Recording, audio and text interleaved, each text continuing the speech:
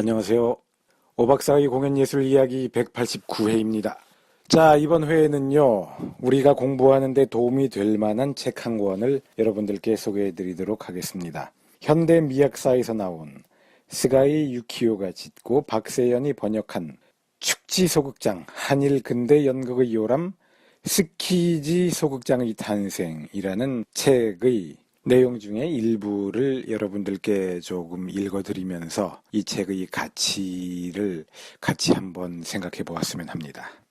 축지소극장은 1924년도에 와세다 대학교 영문과 교수였던 오사나이 가오루라는 사람하고 또 귀족 출신인 히지카타 요시라는 사람이 뜻을 합쳐서 만든 연극 전용 극장입니다. 이 극장이 당시에 일본의 신극을 이끌었고 또 여기에는 한국인 홍혜성이 연구생으로 참여하고 있어서 그 극장의 활동을 통해서 풍부한 근대 연극의 경험을 할 수 있었죠.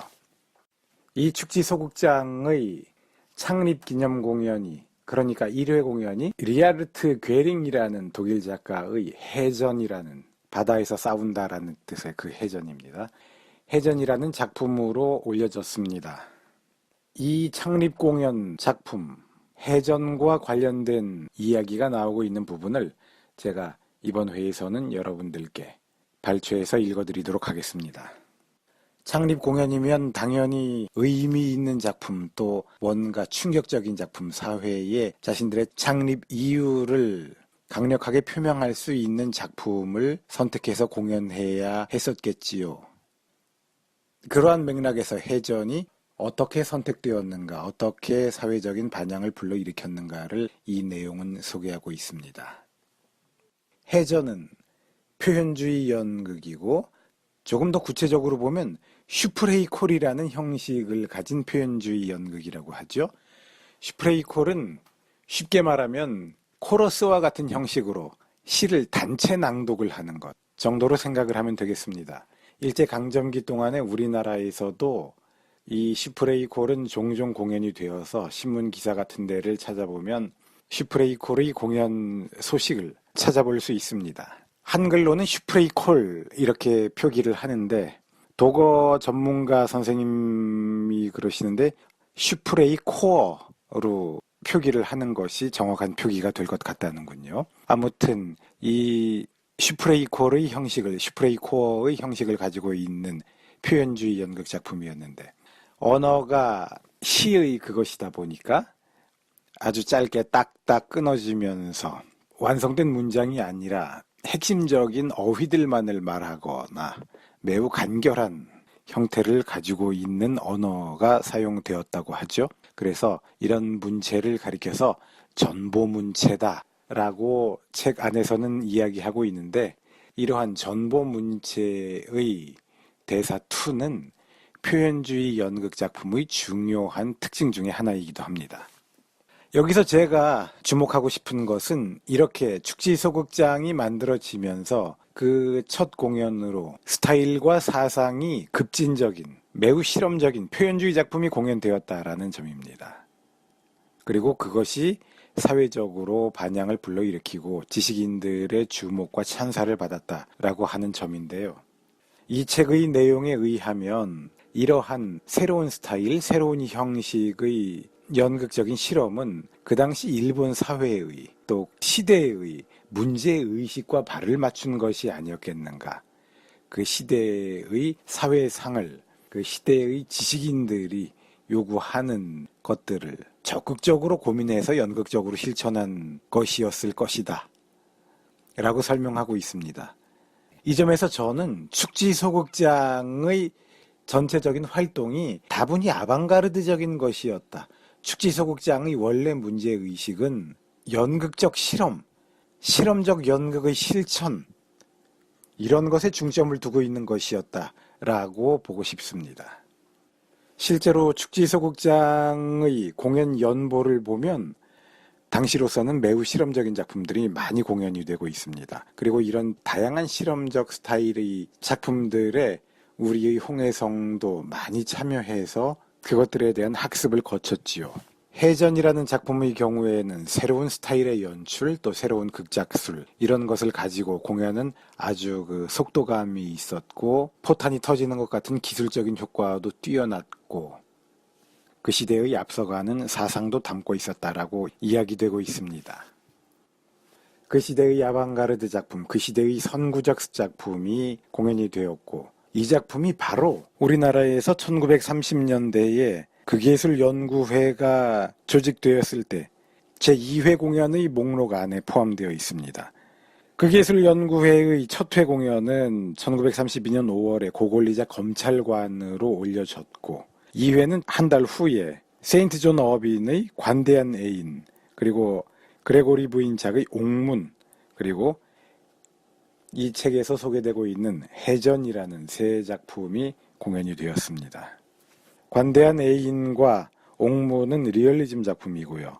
해전은 표현주의 작품입니다.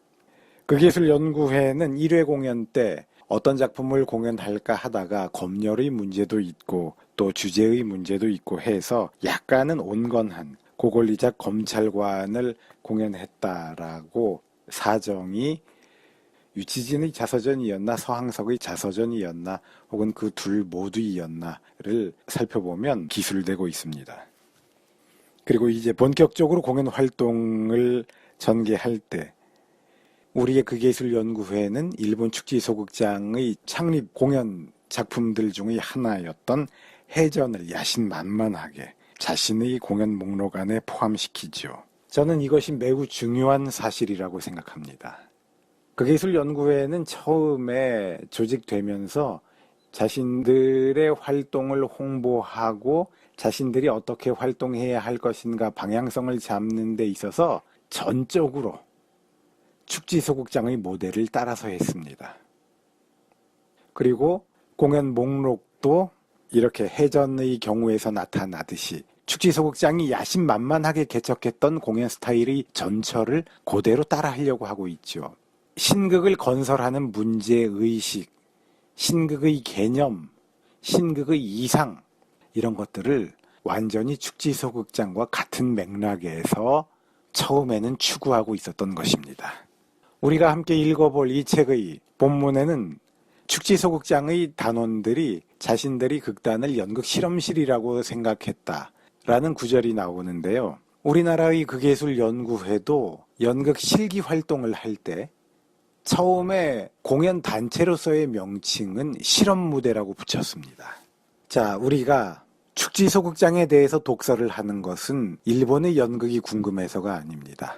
한국 연극이, 한국의 신극이, 한국의 근대 연극이 첫 발을 내디딜 때에 그것의 정체성은 무엇이었는가? 그것이 가지고 있던 문제의식, 그것이 가지고 있던 이상, 그것이 맞잡고 대결해야 했던 현실, 이러한 것들은 어떤 것들이었으며 우리는 그것들에 대해서 제대로 이해하고 있는가라는 것을 반성해보기 위함인 것입니다. 박세연 번역의 책 스키치 소극장의 탄생의 관련 부분을 읽으면서 저는 축지소극장의 창립 공연인 해전의 예를 검토하면서 생각해 볼 때 1930년대의 극예술연구회로 본격적인 시작의 한 획을 긋는 한국의 근대 연극은 그 정체성이 여러 번 적지 않은 사람들이 리얼리즘 하고 떠들었던 그 리얼리즘에 있는 것이 아니라 그 특정의 문예사조에 있는 것이 아니라 소극장 운동, 독립극장 운동이라는 연극 철학 내지는 근대 연극이 수반하고 있었던 실험 정신에 있는 것이라고 보아야 할 것입니다. 이것은 제가 다른 데서도 아마 몇 번 반복해서 이야기했던 것 같습니다. 극예술연구회가 가장 처음에 공연하고자 했던 스타일 중에 하나는 표현주의였습니다. 일본에서도 사회적으로 충격을 주었던 매우 실험적인 작품 해전이었습니다. 이렇듯 한국의 근대 연극이 초기에 정말로 조직적으로 실천하고자 했던 것은 그 시대를 이끌고 나아가는 그 시대의 선구적 미학의 실천, 그 시대의 아방가르드, 그 시대의 실험적 실천이었던 것입니다. 이렇게 추구되었던 근대극의 면면들은 그러한 앞서 나가는 문화를 알고 있었던 지식인들에 의해서 소개되고 시도되었죠. 그런데 그들이 이렇게 처음에 가졌던 이상이 조금씩 약화되고 퇴색되면서 우리나라에서는 아방가르드가 그리 썩 힘을 쓰지는 못하는 현상이 계속 전개되었다. 이렇게 저는 보고 싶습니다. 여기에다가 현실적인 것을 추구하는 매우 현실 감각이 있는 한국인들의 민족성. 이것이 아방가르드가 힘을 쓰지 못하게 하는 또 하나의 요인으로 작용했는지 어땠는지 그것에 대해서는 또 조금 다른 각도에서의 연구가 필요할 것 같습니다.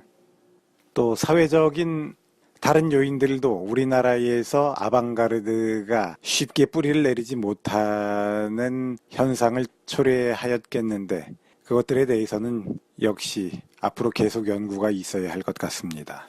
한국 근대에 대해서 연구를 하기 위해서는 일본 쪽 문헌을 많이 참고를 해야 하지요. 그래서 저는 어쩔 때는 일본 고대의 뿌리는 한국에 있고 한국 근대의 뿌리는 일본에 있다. 이렇게 이야기를 하기도 합니다. 일본이 우리나라와 지리적으로도 가깝고 우리나라 사람들 중에 일본어를 잘하는 사람들도 아주 많지만 의외로 연구를 하다 보면 나에게 썩 도움이 되는 일본어 자료의 우리말 번역본은 그리 많지가 않다라고 생각되기도 합니다. 그렇게 생각해 볼 때 스가이 유키오가 지은 책의 박세연의 번역, 스키치 소극장의 탄생은 우리에게 상당히 소중하고 도움이 되는 자료가 될 것 같습니다. 동학들께서 이 책에 대한 관심을 가지시고 많이 사서 읽으면 좋겠죠. 그래서 번역자와 출판사가 돈도 좀 많이 벌었으면 좋겠다라는 덕담을 하면서 저의 생각을 말씀드리는 것은 마치고 바로 이어서 이 책의 본문 내용 중에 일부만을 발췌해서 여러분들께 소개해 드리도록 하겠습니다. 축지소극장의 창립 공연 1회 공연 목록 안에 포함되어 있던 리하르트 괴링의 작품 해전과 관련된 내용입니다.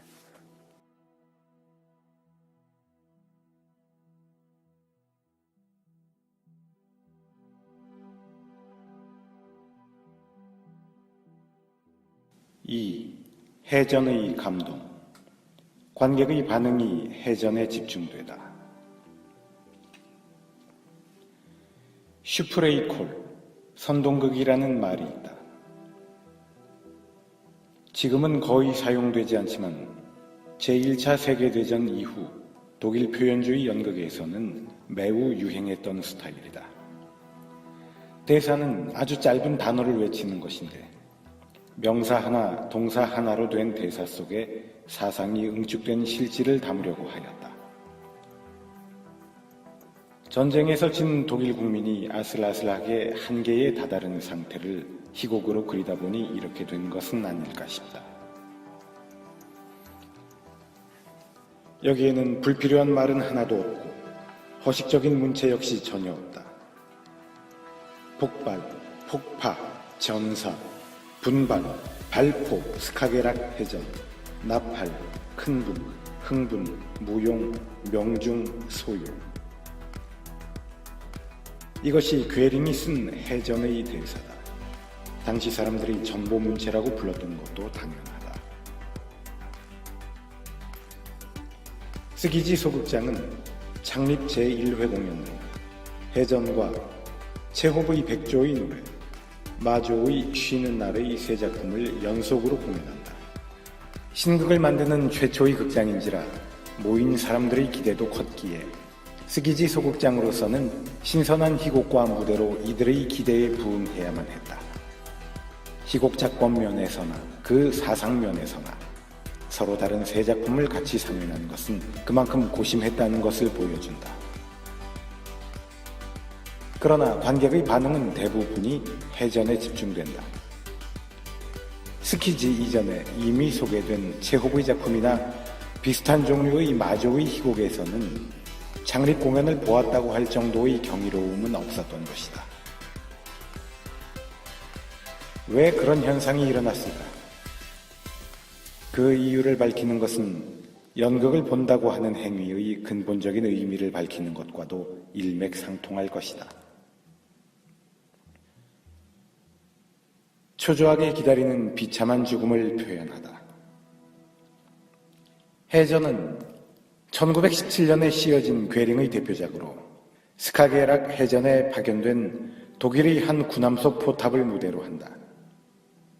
7명의 해군은 전쟁에 대한 의문, 죽음의 공포 등을 서로 이야기하다가 해전이 시작되면서 차례대로 포탄에 맞아 죽는다. 줄거리만 보면 지극히 간단한 작품이지만 이것을 연출한 젊은 히지카타 유시는 내용도 반전적으로 연출했기 때문에 호소할 수 있었다. 나는 스카게락 해전을 향한 작은 포탑 속의 해병들이 초조하게 기다리는 허무하고도 비참한 죽음을 나타내기 위하여 한층 더 두드러지게 빠른 템포의 대사, 움직임을 가지고 연출했다고 제2차 세계대전 이후 정리한 수필, 회색의 스키지 소극장, 연출자의 길에서 회상한다. 나는 이 말 속에서 연극은 단지 시대의 풍조를 민감하게 받아들여 공연하는 것이 아니다. 그 시대 속에서 꼭 해야만 하는 작품을 선택하여 사회와 확실하게 대응시켜야 한다. 이것이 연극이, 더 나아가서는 연극인이 존재하는 이유다라는 그의 생각을 명확히 읽어낼 수 있었다. 무엇을 위해 전쟁에 끌려 나온 것일까라는 의문은 독일의 하급 병사라면 누구나 품고 있었던 것이리라. 그리고 그 의문은 독일 해군뿐 아니라 징병제가 실행된 당시 일본 청년들에게도 공통된 것이었다. 더욱이 징병제를 거부하는 것은 국가에 대한 반역이라고 생각하던 시대다. 해전이 공연된 그달에 문예전선이 창간된다. 문예전선의 창간으로 일본의 진보적 문학운동은 관동 대지진에서 받은 심한 충격으로부터는 깨어났지만 힘은 미약하여 그 영향력이 크지는 않았다.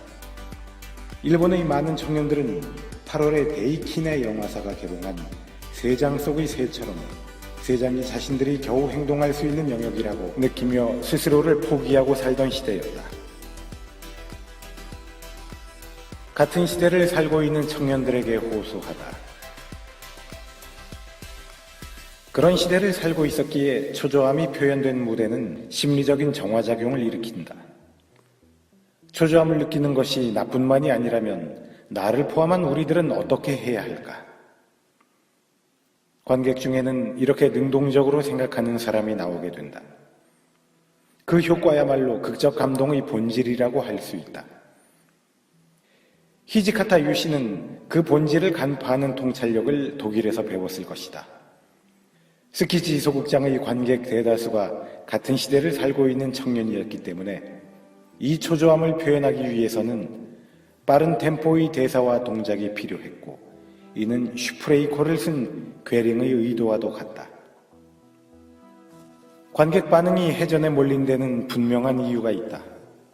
암흑, 무겁고 짙게 드리운 암흑 속에서 번뜩거리는 섬광과 같은 연출을 스키지 소극장에서 공연한 괴링의 해전에서 보았다.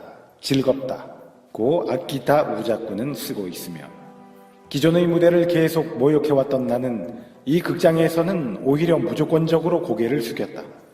해전에서 최초로 지르는 고함 소리가 넘치는 존경과 애정으로 나를 정복했다라고 극작가인 기타무라 히사오도 평한다. 이렇게 압도적인 찬사가 해전에 쏟아진다. 물론 상부가 둥근 천장처럼 구부러진 쿠벨 호리존트를 구사하여 포탄이 장렬하는 사실감을 조명 효과로 표현한 연출의 역량도 칭찬받았지만 이와 함께 전쟁의 비참함이나 반전 내용에 대한 공감이 담겨져 있었다는 사실을 잊어서는 안 된다. 유형 극장으로서의 장점을 발휘하다. 메이지 말기부터 다이쇼 초기에 걸쳐 자유극장과 분계의 협회는 근대극 운동을 벌였다. 그러나 극장을 빌려서 단기간밖에 공연할 수 없었기에 아무래도 제약이 많았다. 이들이 지배체제를 대담하게 비평하기란 어려운 일이었다. 이런 사정은 자체 극장 없이 무형극장 형식, 출발해야만 했던 근대극 운동의 개척자들에게 공통된 일이다. 연극인들이 스스로의 힘으로 극장을 가져야만 했다. 그렇지 않으면 극장에 참가하고 있는 모든 예술가는 원하는 바를 관객에게 이야기할 수조차 없다. 연극 창조에 있어서 이 기본적인 전제를 스키지 소극장은 해전의 무대를 통하여 우리들에게 보여준 것이다. 앞에서 소개한 바와 같이 초연 당시 극찬을 아끼지 않았던 아키다 우자쿠는 제2차 세계대전 후에 우자쿠 자서전을 정리하는데, 여기서 스키지 소극장의 제1회 공연 무대를 동시대에 대한 하나의 시위였을 뿐 아니라 그것으로 인해 젊은 연극 관중을 동원할 수 있었고, 또한 많은 작가, 배우, 무대 미술가들이 강한 자극을 받았다고 계괄하고 있다. 나도 그의 말에 동감하는 바이다. 스키지 소극장은 근대극 운동의 특징을 10분 발휘할 수 있는 유형 극장의 무대를 가지고 연극계로 스며든다. 이후 새로운 힘으로 성장하는 스키지 소극장은 이렇게 시작된다. 3. 연극 실험실. 표현주의 연극의 대표 작가. 연극 실험실이라는 슬로건은 스키지 소극장의 단원들 스스로가 만든 것이다. 자신들이 극장이었기에 여러 가지 새로운 실험을 할 수 있었고 또 해야만 했다. 연극의 다각적인 요소와 그 사명감을 느끼고 예술을 창조하고 자유롭게 감상하기 위하여 모든 설비가 가능한 완전하도록 설계한 이 스키지 소극장에서 상업주의 중개자를 배제하고 진지한 연구와 노력의 결과를 상연하고 싶다고 한 창립 인사말의 정신을 살려야만 했다. 제1회 공연에 해전을 상연함으로써 일본 연극계에 충격을 던진 히지카타 요시는 그 후 6개월 동안 카이저의 작품 가스 제1부와 아침부터 자정까지를 잇따라 연출한다. 카이저는 해전의 괴린과 함께 표현주의 연극의 대표적인 작가로 손꼽히고 있다.